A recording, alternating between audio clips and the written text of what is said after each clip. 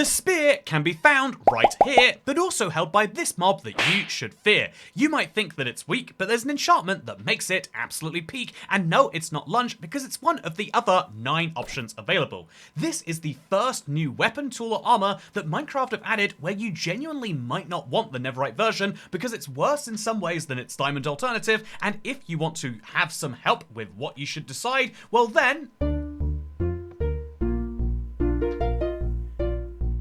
this is your ultimate guide to Minecraft's longest range melee weapon, and let's start by clarifying that it will be split into these chapters, so you can skip around in the comments down below, but we'll cover all of the 7 different spears, but this is the most different weapon when it comes to Java versus Bedrock, so we'll also be clear about when something is different between the 2 platforms, so you can know everything that you need to. With that said, chapter 1 is going to be covering the crafting of this tool. You see, what's interesting about the spear is it's just crafted by taking the shovel recipe and moving one stick to the left and your ore to the right. This means that you get something that is not dissimilar to a shovel in its length and appearance, but is very dissimilar in that it won't be as good at actually breaking blocks. It doesn't just have a debuff like the sword, but actively it cannot break blocks whatsoever because this is a weapon with 2 attacks, the charge and the jab, and neither attack allows you to break blocks, which means it's really bad if you want to break things, you have to use your fist instead, but it's really good if you want to play Minecraft like you're in adventure mode, which to be fair, maybe you do. But the second chapter to talk about is the spear versus the sword, because you'll notice that this makes it a very cheap weapon. And so what is the downside of using a spear versus a sword? Well, in exchange for using 50% less minerals, there is a massive damage debuff of 3 points. That means that a sword of any tier will have 3 more damage points than a spear of the same one. This is really disastrous on the low end because, as you can see, a stone sword does 150% more damage than a stone spear. This is truly disastrous, but because it's a flat damage, it means that it slowly starts to disappear as you get up to, say, the diamond spear, which is only 75% of their boost between it and the diamond sword. Do keep in mind there's an extra 1 damage that isn't shown on Bedrock there that you might need to know for your calculations, but also keep in mind that I wasn't joking or just trying to trick you when I said that the diamond spear was better than diamond in some ways, because unlike every other tool tier where enchantability is the only real reason that you might not want to use the top tier, interestingly, the spear is far better in its lower tier when it comes to one critical factor: how long you can charge for. Charging is the ability to massively scale your attack damage, and what's interesting is if you try to charge with a wooden spear, it takes this long to get to the point where it starts to wobble, and this long to actually fully break, just like this. Whereas if we use the Netherite spear, what should be the best for every other tier, and with the sword, you would never not want to use a Netherite sword. With a pickaxe, you'd never not want to use a Netherite pickaxe unless you wanted a worse one. You can see that the exact same thing happens in almost half the time. That means that although you get a bigger damage increase, if you're not actually landing your charge attack because you need those full 9 seconds,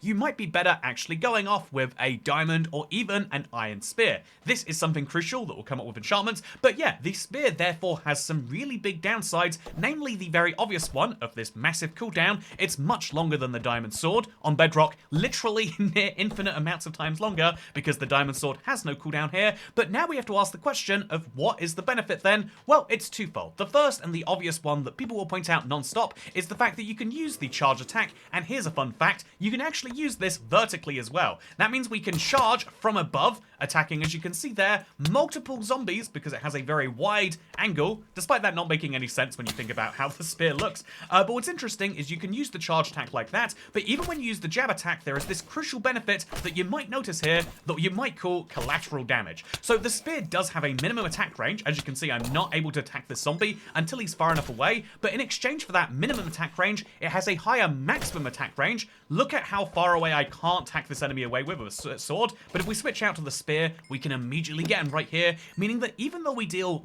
3 less damage per attack, the fact that we can land attacks on multiple enemies means you're not dealing 5 damage per attack, or, you know, it's actually, we're not dealing 5 damage per attack, we're actually dealing in sometimes 8 or 10, and that is a massive benefit for the spear, before we even talk about the fact that in theory, if you do something like this right here, you could do like an infinite amount of damage. In reality, you're capped somewhere in the high dozens, but still, you can't deal 50 damage with a sword in one hit, but you can with a spear, which is great for the overkill achievement. So now we need to talk about enchantments, because what's interesting about the spear, and where I think that it won't fail when you compare it to, say, the mace, is the fact that you you can use, or you know, more critically, you could say like the axe or something like that. Every single enchantment that you can put onto your sword, you can put onto a spear. Sharpness, Bane of Arthropods, Smite, even looting. This is critical. Being able to put looting on the spear is something that will really make me want to use it in survival. That's what I'm going to be doing at least. But yeah, you can also put Fire Aspect and Knockback, Unbreaking, Mending, and the Curse of Vanishing. But then there is this 10th enchantment here. So this went through a lot of changes during its development. At first, it required a ridiculous amount of durability, but now it simply takes your hunger. Lunge allows you to propel yourself forwards. However, critically, you can only do so forwards. If you try to go upwards, I'm not getting any space off the ground here. Instead, I only go slightly forwards as I do so, because this is not meant to be a Riptide alternative. Instead, it's just meant to get you closer to your foes quicker. Now, what's really fun is if you use lunge free, let's show you the kind of reality of this. If I use lunge free, even when standing perfectly still, it's great for attacking enemies that are far away and getting towards them. But if you get a little bit of a sprint involved there too, and look at what happens here, I can go right into the enemy, which is ridiculous. This is a real boost, and this is where I think a lot of parkour fans are gonna love this. Just that extra little ability to trade your hunger into the lunge is great, but to be clear here, you will have to trade your hunger, because every single time you use the jab attack, that is the right trigger, the equivalent of doing this, or the left click action, it will deplete your saturation with the max amount of lunges, therefore depending on the level of lunge. If you have lunge level 3, the thing you might think of the best, you only get 12 lunges, whereas lunge 1 you get 34. This leads to the interesting situation where the spear is the most interestingly balanced weapon we've seen in a long time, because lunge 3 is not objectively better than lunge 1. I think it's better, and I'm still going to choose to use it, but if you want a lot of lunges, you would use lunge 1. And indeed, in the same way, a wooden spear might be better than a netherite spear. This is truly fascinating, but what's also interesting is this comparison here that many people immediately have to ask, what is better, the trident or the spear? Spear versus the trident, basically. The two weapons that seem like they're meant to be for long range. Well, I figured to do this true full comparison, I would need to get both weapons side by side in their best version. So this is what a fully enchanted netherite spear looks like. This is the one that I would be using in my survival world, and indeed, this is the thing to aim for. Whereas when it comes to the thing to aim for a trident, well, there's two choices, but they both only have 3 enchantments. There is the Riptide enchantment, which is amazing. Look how high I can fly myself into the air. This is with no elytra, no fireworks. I can fly myself into the air like that, or I can fly myself horizontally. Well, this is not horizontally. That is very vertically. I can also fly myself horizontally like this. Compare that to lunge free on the spear, which looks like this. And you can see that the trident wins when it comes to getting to your foe from a distance, but it also massively wins when it comes to being able to attack your enemy from a distance, because you can attack an enemy from 4.5 blocks away with the lunge, or rather with the spear in general. But if you have a loyalty trident, I can attack all of those enemies all the way from there, or even I can attack this little target all the way in that distance. I mean, I missed it, but hey, no, I didn't. Look at me, I did great. Whereas if I try the same thing with the spear, it doesn't matter what enchantments I have, I'm gonna have to get right next to it. And then, fun fact, because it's also a target block, I don't think it's gonna work at all. So, it's terrible. This is something that you should keep in mind. The spear is really, really good, but this is a melee plus weapon, whereas I would say the trident is a ranged minus weapon. This is really useful for throwing things at a distance, but not too far, or it takes a while to get back to you. Or won't come back. Hey, there we go. That's with loyalty free too. I would say the trident is great as a ranged weapon that has insane damage personally, but because it can't be enchanted, it means your max damage goes up to 11 with the netherite spear, while it goes up to just 8 with the trident. In fact, here's the fun thing about the spear, and the reason why I think that free attack damage penalty, which seems so severe, again, we're talking about 1 to 4 damage with a wooden spear versus a wooden sword, the reason it gets much better is that once you enchant a netherite spear all the way, it does 11 damage versus 14, and that is such a minor difference that it might be worth all of the benefits of being able to lunge towards stuff, etc, etc. So now let's move into the fun facts of the world. Do you like fun facts? I like fun facts, because I think that now that we've concluded the spear is better than the trident for melee, and the Trident is better than the spear for ranged. We've concluded that there are lots of enchantments for the spear, but you don't have to choose. All of them are good, basically, besides the curse.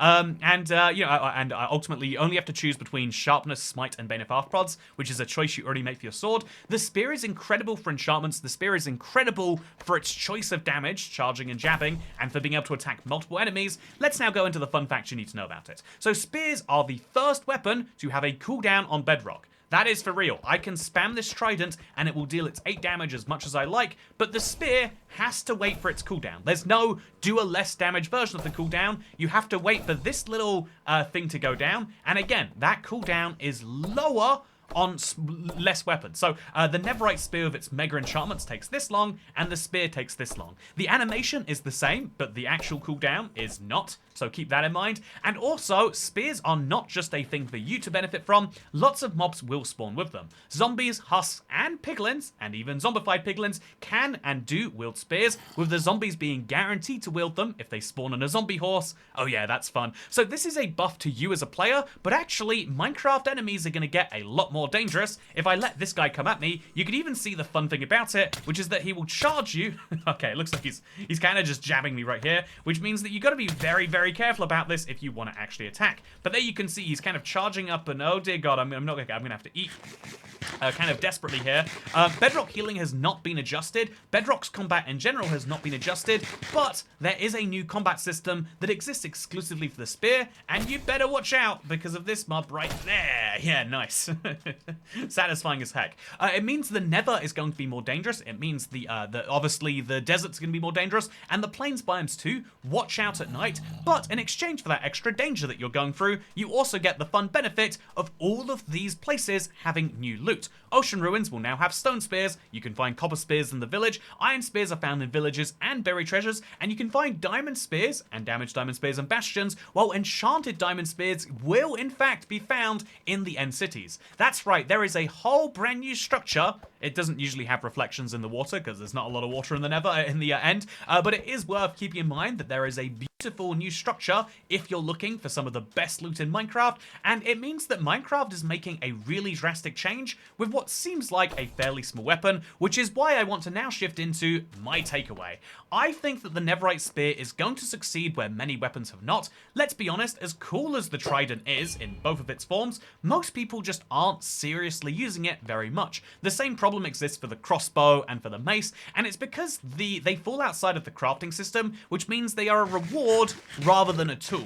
That is the weird thing about them. I would argue that the crossbow can be crafted, but most people choose not to, and ultimately it is very similar to the bow, whereas I would say the spear and the sword are far enough apart that there is a real consideration. Some percent of Minecraft players are going to prefer their sword to their spear. Their spear to their sword. I think about 5-10% of players might choose to craft a spear first. It might just be because you have one fewer ingot than you need if you want to get yourself a sword, a weapon, and a shovel or whatever else. But I would also still say that this is going to be a really powerful, and useful reminder of a tool that is actually worth using, and that's going to be my perspective. In my Let's Play world, in my survival forever world, I believe is the parlance people use, I'm going to be switching over to a spear temporarily, and maybe I'll keep with the spear because in super, super tight situations where lots of enemies are charging you, it really sucks to have a weapon that has a minimum attack distance. I cannot stress enough to you right here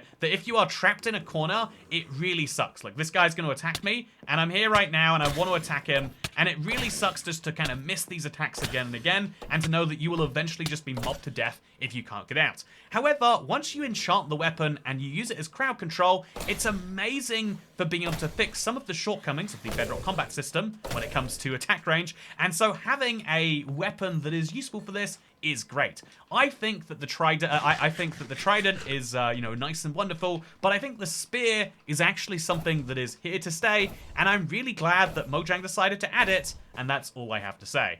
Thank you very much for watching. I hope you all enjoyed. I hope you found this guide world to be fun. It was made by Chris, the wonderful as always. And if you want to see more Ultimate Guide videos, make sure to check the thing down below. Otherwise, I hope to see you for my journey to getting a spear, which is clearly going to happen next week. See you there. Goodbye. Well, actually, it will happen in Streamless, which is going on right now. Make sure to check it out. Goodbye.